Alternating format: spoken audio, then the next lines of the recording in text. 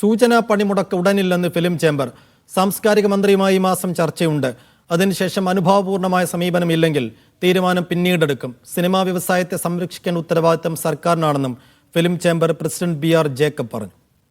സമരാഹ്വാനം വന്നതിന് ശേഷം മുൻ പ്രസിഡന്റും സുരേഷ് കുമാർ വൈസ് പ്രസിഡന്റായ പ്രൊഡ്യൂസേഴ്സിന്റെ സുരേഷ് കുമാറിനെ സാംസ്കാരിക വകുപ്പ് നിരക്കി സംസാരിക്കുകയും ഒരു ചർച്ച എന്തുകൊണ്ട് നിങ്ങൾ വയ്ക്കാതെ സമരത്തിൽ മുന്നോട്ട് പോകുന്നു എന്നുള്ള ഒരു ചോദ്യം ചോദിച്ചു.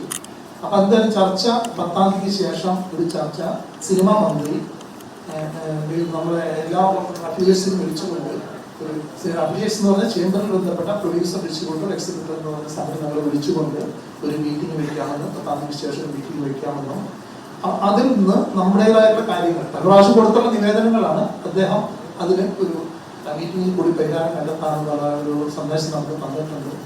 ആ സന്ദേശത്തിന്റെ അടിസ്ഥാനത്തിലാണ് ഇപ്പൊ നമ്മൾ സൂചനാ പണിമുടക്ക് എന്നുള്ളത് സാംസ്കാരിക സിനിമാ മന്ത്രി വിളിച്ച മീറ്റിംഗ്.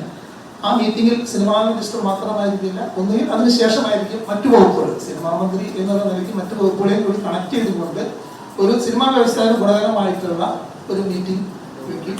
ആ മീറ്റിങ്ങിനോട് ശേഷം നമ്മൾ ഒരു ഡേറ്റ് മാത്രമേ അനൗൺസ് ചെയ്യുകയുള്ളൂ. അതിനുശേഷം നമുക്ക് അനുഭവപൂർവമായിട്ടുള്ളൊരു തീരുമാനങ്ങൾ ഉണ്ടാവുന്നില്ല എന്നുണ്ടെങ്കിൽ തീർച്ചയായിട്ടും ചേംബറിന്റെ നേതൃത്വത്തിൽ ഒരു സമരവുമായിട്ട് മുന്നോട്ട് പോകും.